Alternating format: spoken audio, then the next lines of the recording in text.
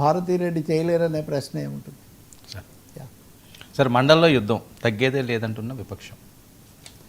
మండలిలో ఈరోజు శాసన మండలిలో తీవ్రమైన ఇది జరిగింది. ఇది ముఖ్యంగా మెడికల్ కాలేజీల ప్రైవేటీకరణ. ఈ పీపీపీ అనేది తప్పకుండా ఒక ఉచ్చులాగే ఈ నిర్ణయం మొత్తానికి కొంచెం బెడిసి కొట్టిందన్న అభిప్రాయం తెలుగుదేశం పార్టీలో కూటమిలో కూడా ఉంది. కానీ ఇప్పుడు వెనక్కి వెళ్తే మరింత నష్టం కదా. రెండవది అనేక మందికి మాట కూడా ఇచ్చారు కాబట్టి వాళ్ళు వెళ్ళట్లేదు. కానీ రోజు మండలిలో మా వాయిదా తీర్మానం ఇచ్చి దాన్ని చర్చించాలనడం, ఓ తర్వాత చర్చిస్తామని చెప్పడం. మీరు బీఎస్సీలో ఒప్పుకున్నారు కదా చర్చకు పెట్టండి అంటారు. కాదు మీరు కాదు కదా మేము ప్రభుత్వం నిర్ణయిస్తుందని వాళ్ళు అంటారు. ఈరోజు ఇవి కండువాలు కప్పుకొని బొత్స వీళ్ళంతా కూడా హాజరయ్యారు. చర్చ పెట్టలేదని స్పీకర్ బల్లం ముందుకెళ్ళి వాళ్ళంతా నిరసన తెలపటము, ఆయనేమో వాయిదా తీర్మానాన్ని తిరస్కరించటము, నినాదాలు ఇవ్వటము, వాతావరణం ఉద్రిక్తంగా మారింది. ఎంత మారింది అంటే సభా వ్యవహారాల తరఫున నాదెండ్ల మనోహర్ కానీ, తర్వాత అచ్చెన్నాయుడు కానీ మంత్రి, అసలు చైర్మన్ మీరు చర్య తీసుకోవాలి కదా, మీరు సభను ఆర్డర్లో పెట్టాలి కదా.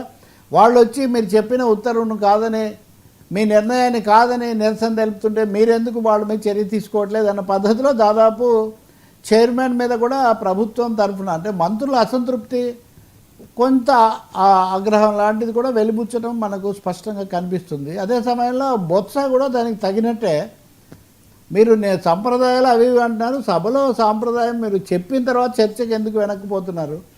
చర్చిస్తామని చెప్పి ఇక్కడేమో స్వల్పకాలిక చర్చ, అది కూడా మేము చెప్పినప్పుడే మా నిర్ణయం ప్రకారం జరుగుతుంది అంటున్నారు. అది తీవ్రమైన సమస్య, అదే రాజకీయం కాదు.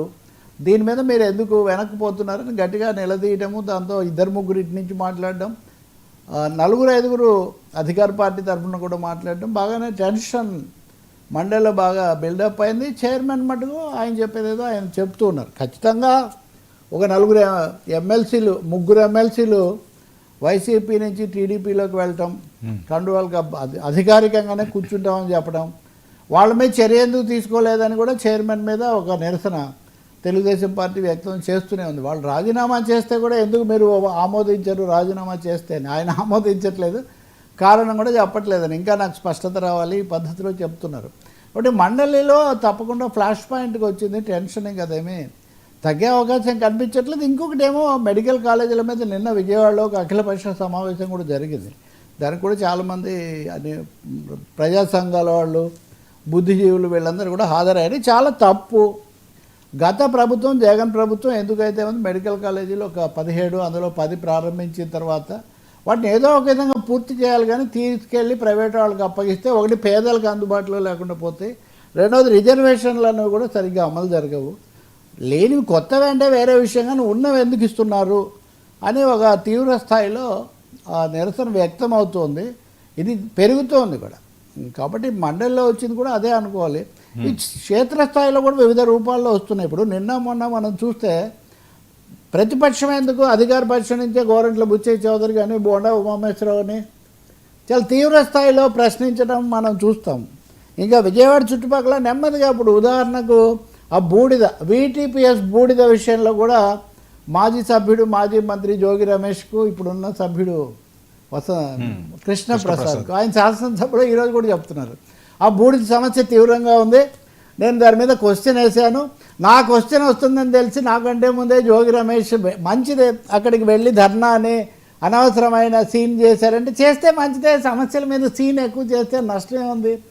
కాబట్టి ఒక విధంగా సమస్యలకు సంబంధించి, నిధులకు సంబంధించి, రైతులకు సంబంధించి, ఆరోగ్యశ్రీకి సంబంధించి వరుసగా శాసన సభలో ప్రతిపక్షం లేకపోయినా అధికార పక్షం నుంచే ఒక 6 డజన్ ప్రశ్నలు రావడం. ఈరోజు ఉదాహరణకి ఇంకోటి ఇందా చూస్తున్నాను నేను, మండలి బుద్ధప్రసాద్ ఆయన లైబ్రరీలకు సంబంధించి అవి సక్రమంగా నడపాలి, సెస్ కడుతున్నా కానీ అది లైబ్రరీలకు చేరడం లేదు అని నాకు కూడా తెలుసు. అందులో నేను కూడా భాగస్వామిని, గ్రంథాలయ పునరుద్ధరణ ఉద్యమం ఇట్లాంటిది కూడా, బుక్ ఎగ్జిబిషన్ వాళ్ళు కూడా దీంతో ఉన్నారు. సెస్ మనందరి దగ్గర వసూలు చేస్తారు లైబ్రరీ సెస్. ఎందుకు లైబ్రరీని మీరు పెంచరు, ఎందుకు పుస్తకాలను ప్రోత్సహించరు రచయితల దగ్గర? కొన్ని ఒక తమిళనాడు, కేరళలో ఆ పని చాలా బాగా జరుగుతుంది. ఆంధ్రప్రదేశ్కి వచ్చేసరికి అది సమస్యగా ఉంది. సో చాలా వివరంగా బుద్ధప్రసాద్ చెప్పడము, దాని మీద లోకేష్ కూడా కొంచెం దిద్దుబాటులాగా ఆ సెస్ ఏదో సాంకేతిక కారణాల వల్ల నేరుగా మాకు రావట్లేదు, దీన్ని మేము తీసుకుంటామని ఏదో చెప్పడం. అంటే నేను అనేది ఏమంటే వరుసగా ఒక 7-8 సమస్యల మీద ప్రభుత్వం కొంత వివరణ ఇచ్చుకోవాల్సిన పరిస్థితిలో మటుకు పడింది. పవన్ కళ్యాణ్ ఏమో మన పర్యావరణానికి సంబంధించి బోండా మాట్లాడిన దాని మీద ఆయనకు బాగా నిరసన అసంతృప్తిని ముఖ్యమంత్రి చంద్రబాబుకు తెలియజేశారని ఆ సాయంత్రానికి బోండా ఒక ట్వీట్ పెట్టాడు. పవన్ ఎల్లవేళలా అందుబాటులో ఉంటున్నారు, విశ్వసనీయత పెంచుకుంటున్నారని. ఆయనే కదా ఆ రోజు సభలో మాట్లాడింది.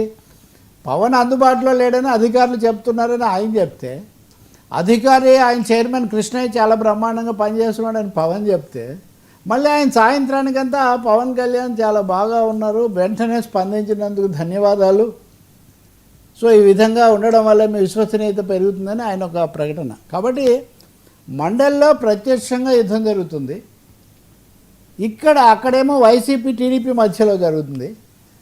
ఈ శాసనసభలోనేమో టీడీపీ జనసేన మధ్యలో కొంత ఏమనాలి అసౌకర్యమైన లేకపోతే ఇబ్బందికరమైన వాదోపవాదాలు జరుగుతూ ఉంటే సమస్యలు మటుకు వీళ్ళు లేవనెత్తడం అనేది కూడా కనిపిస్తుంది.